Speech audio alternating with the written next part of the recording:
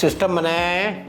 सबसे ऊपर chief engineer और प्रोजेक्ट इंजीनियर, उसके नीचे 2 रेसिडेंट इंजीनियर, फिर हर रेसिडेंट इंजीनियर के अंडर में 2 या 3 असिस्टेंट इंजीनियर, फिर हर असिस्टेंट इंजीनियर के अंडर में 2 या 3 जूनियर इंजीनियर, फिर हर जूनियर इंजीनियर के अंडर 2 या 3 फोरमैन, हर फोरमैन के अंडर में टाइम कीपर या कोई दूसरा स्टाफ जो रहता है वो।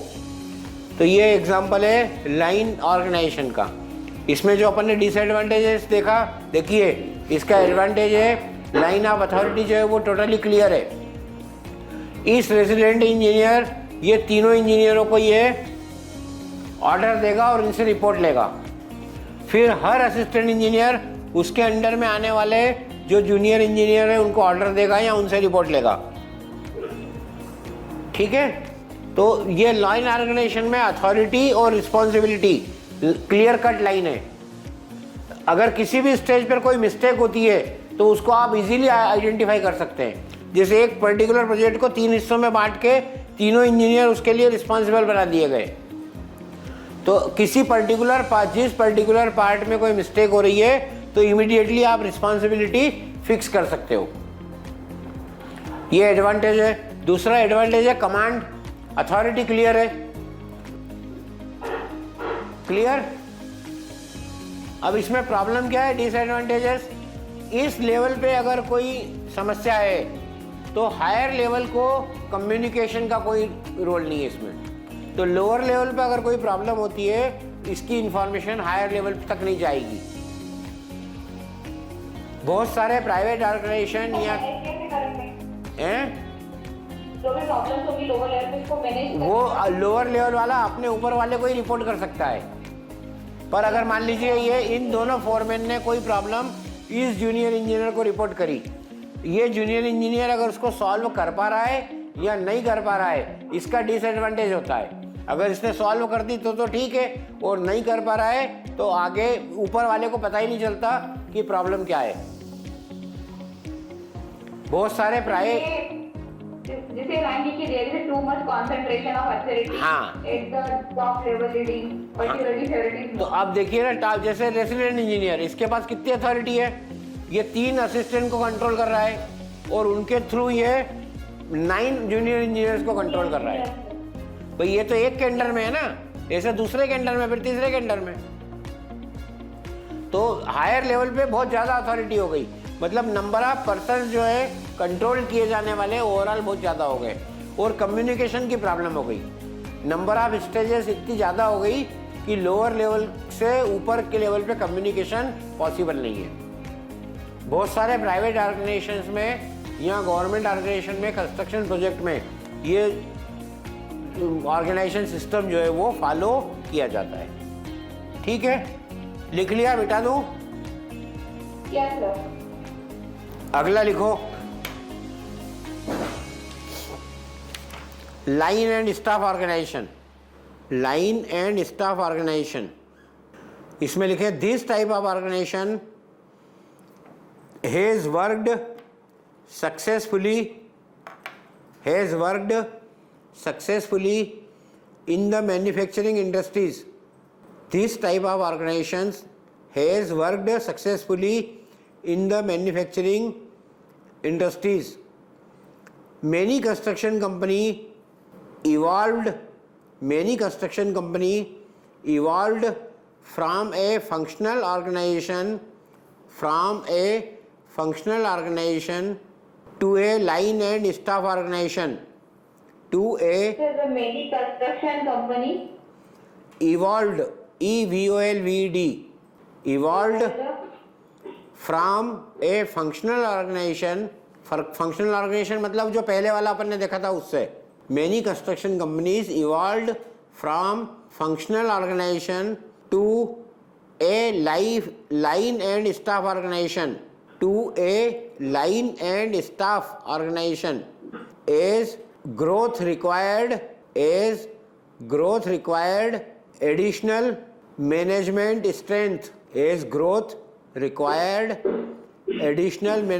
strength. As the name indicate,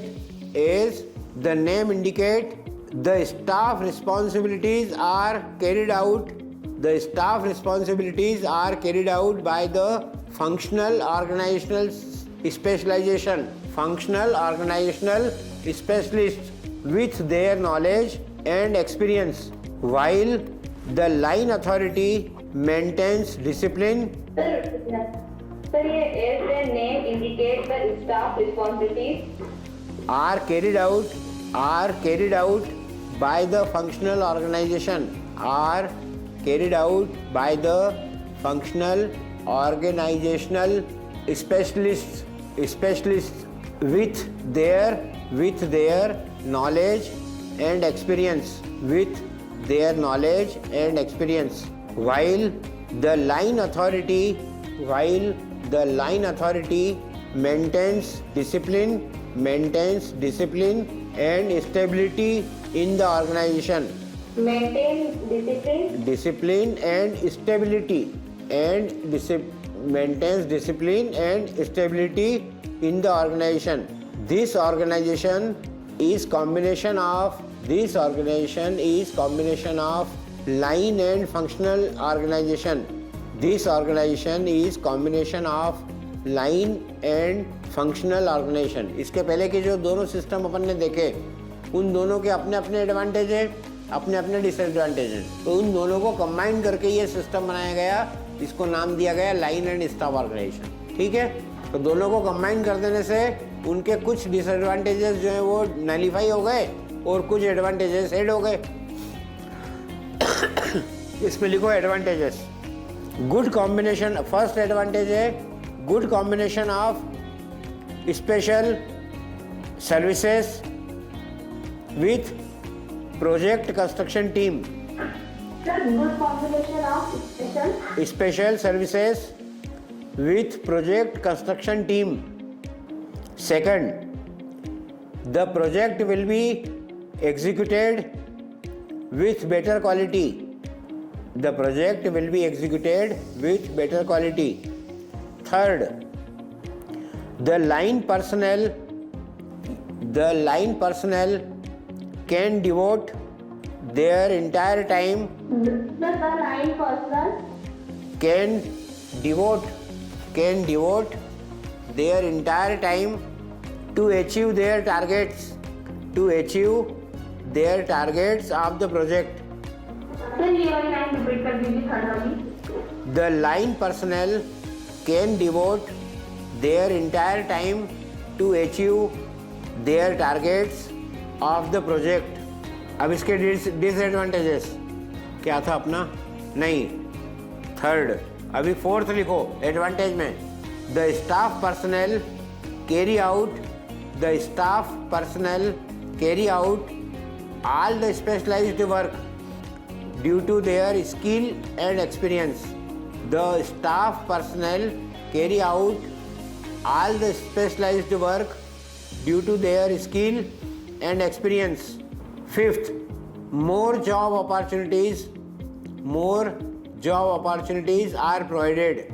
More job opportunities are provided. हो गए? अब डिसएडवांटेज लिखो. Am I audible? Yes, sir. First disadvantage, possibility of conflict between line staff and functional staff. Possibility of conflict between line staff and functional staff. Second, staff personnel do not have direct authority.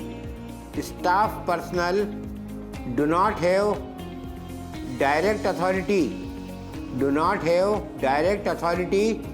to enforce their decisions. Third, overhead cost will increase due to hiring the services of specialized staff personnel. Overhead cost will increase due to hiring of specialized staff personnel. लिख लिया?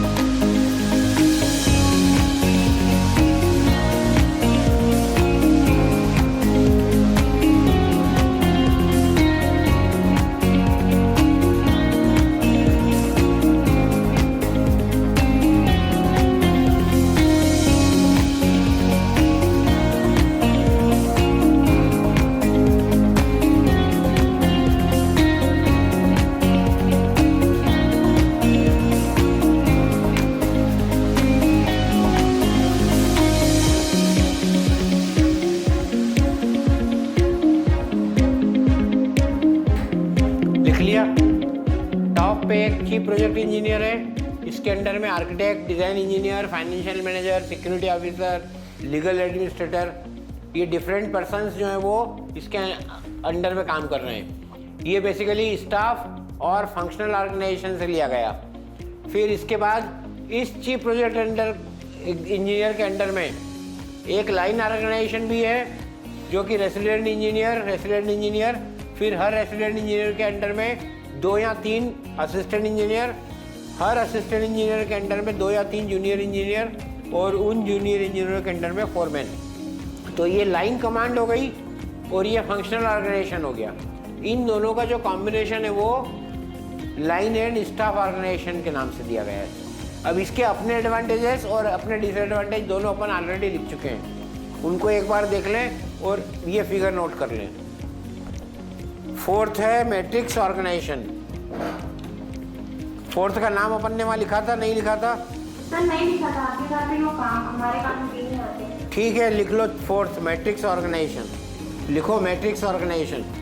इन this type of organisation an attempt is made to preserve an attempt is made to preserve Sir, in this type of organization an attempt is made to preserve the strong points of both the line to preserve the strong points of both the line personnel and staff personnel, both the line personnel and staff personnel.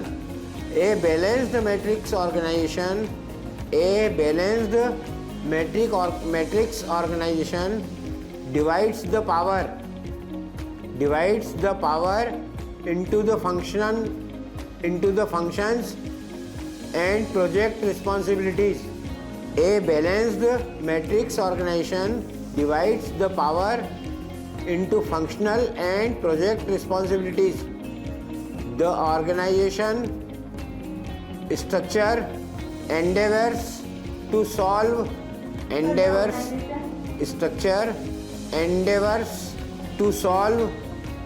conflicts between the line personnel and the functional staff, between the line personnel and the functional staff by opening up lines of communication at all levels, by opening up lines of communication at all levels through the assignment of dual reporting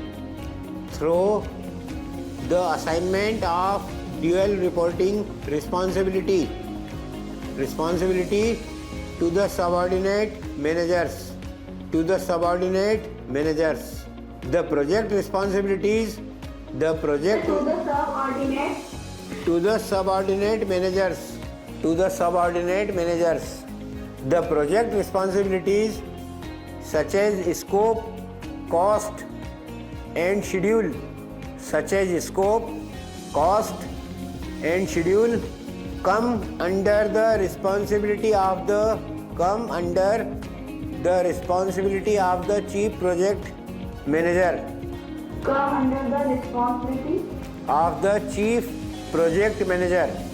Functional responsibilities like design, quality assurance and internal company policies come under the functional staff.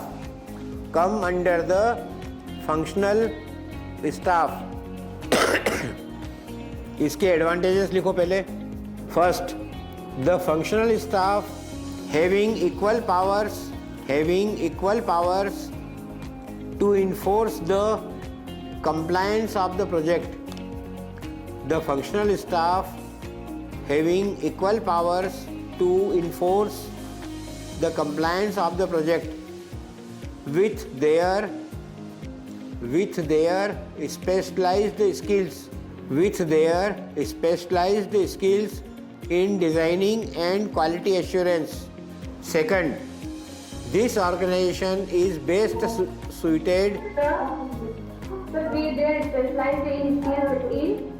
specialized skills in designing and quality assurance. In designing and quality assurance. Second, this organization is best suited. This organization is best suited when project authority and functional authority. This organization is best suited when project authority and functional authority are well defined and divided. This organization is best suited when project authority And functional authority are well defined and divided. Third, well defined and divided. Well defined and divided. Authority और function जो है वो दोनों जो है वो well defined और divided हैं जब वहाँ पर ये मैट्रिक्स ऑर्गेनाइजेशन अच्छे से काम करेगा. Third, it removes some of the weaknesses of line and staff organization. It removes some of the weaknesses of line and staff organization. Line and staff organisation की वीकनेस क्या थी? उसमें जो स्पेशलाइज्ड स्टाफ था उसके अंडर में कोई team नहीं थी, उसका कोई कम्युनिकेशन नहीं था. यहाँ मैट्रिक्स ऑर्गेनाइजेशन में उसको भी अथॉरिटी दी गई है. हो गया तीनों? Yes, sir. Disadvantages. First, as compared to other organizations, the overall management and administrative cost will be higher. As compared to other organizations, the overall management and administrative cost will be higher. Second, difficulty in precisely defining the accountability.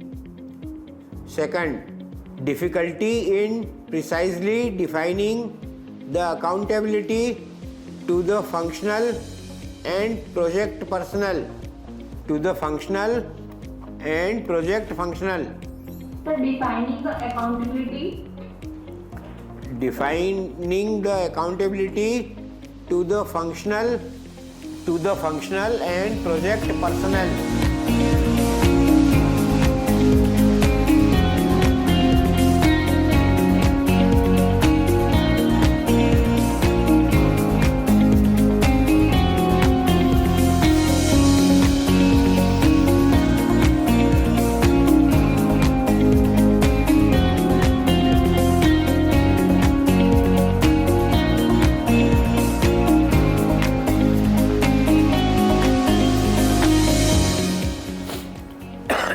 बन गया. Honour, chief project engineer,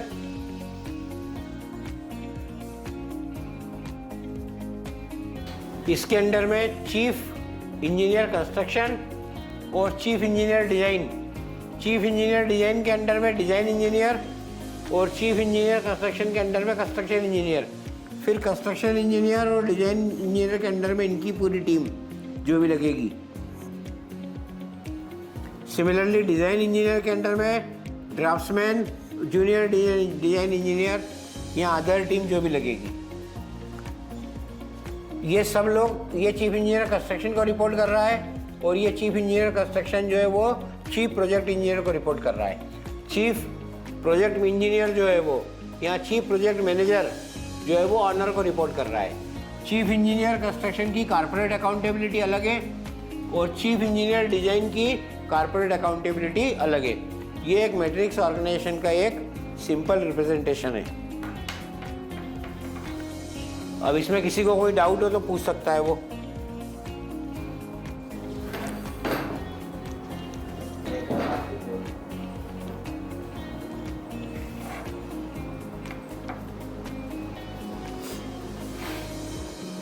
sir वो centre में क्या है? Chief project manager, chief project manager और chief project engineer.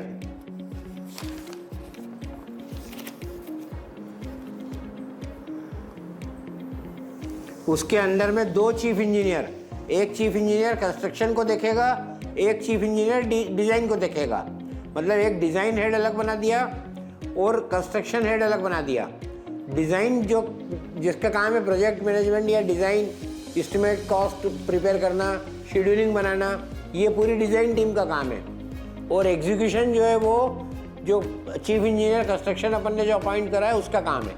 दोनों की टीमें अलग अलग है और उनके अंडर में जो कंस्ट्रक्शन इंजीनियर हैं या डिज़ाइन इंजीनियर हैं, ये इनकी आपस में कम्युनिकेशन है।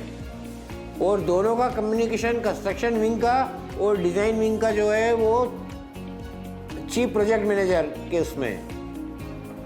चीफ प्रोजेक्ट मैनेजर अलग अलग है कॉर्पोरेट अकाउंटेबिलिटी। हाँ, कॉर्पोरेट अकाउंटेबिलिटी दोनों की अलग अलग है। एक डिज़ाइन ऑफिस का है जो ऑफिस वर्क है, उसकी कॉर्पोरेट अकाउंटेबिलिटी अलग है। और जो एग्जीक्यूशन जो है उसमें अलग अलग लोग आएंगे। एग्जीक्यूशन की टीम अलग रहेगी, डिज़ाइन की टीम अलग रहेगी। तो उनके रूल्स रेगुलेशन, अभी ऑफिस वर्क और साइट वर्क, इनके रूल्स रेगुलेशन बदल जाते हैं।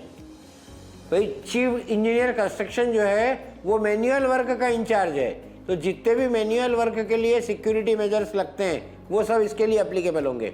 लेकिन डिज़ाइन इंजीनियर जो है पूरा ऑफिस वर्क है, ऑफिस वर्क में वो सारे मेजर्स थोड़ी लगेंगे।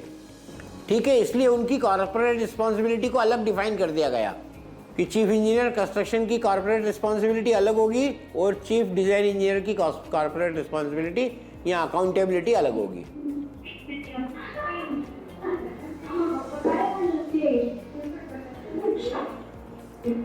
और कोई कंफ्यूजन? आज यहीं बंद करें अपन? ठीक है, नेक्स्ट मंडे मिलते हैं। सर ये मैट्रिक्स में, हाँ बोलो। You are not audible. हाँ सर। कुछ बोल रही थी, तुमने जो बोला वो सुनाई नहीं दिया बिल्कुल भी। सर ये जो मैट्रिक्स ऑर्गेनाइजेशन है इसका यूज नहीं होता है इसमें? होता है, जो बड़े प्रोजेक्ट्स होते हैं वहाँ पर मैट्रिक्स ऑर्गेनाइजेशन का यूज़ हो जाता है। वहाँ सबकी रिस्पॉन्सिबिलिटी और डिवीजन अलग अलग कर दिए जाते हैं। ठीक है। सर मैं ये बोल रही थी, देखिए कौन से ऑर्गेनाइजेशन का यूज़ करना है ये डिपेंड करता है प्रोजेक्ट की साइज़ क्या है, उसके अंदर कितने पर्सनल इन्वॉल्व, कितनी कॉस्ट इन्वॉल्व है, बड़ा ऑर्गेनाइजेशन बनाने की गुंजाइश है कि नहीं है। बड़ा अगर प्रोजेक्ट होगा तो बड़े प्रोजेक्ट की जो डिमांड होगी, मैनेजमेंट डिमांड और एग्जीक्यूशन डिमांड अलग अलग होगी, छोटे प्रोजेक्ट की अलग होगी। तो कहाँ कौन सा ऑर्गेनाइजेशन बनाना है ये डिपेंड करता है प्रोजेक्ट की साइज़ पर। Yes sir. ठीक है, यहीं बंद करें आप? Yes sir. Okay thank you sir. Okay.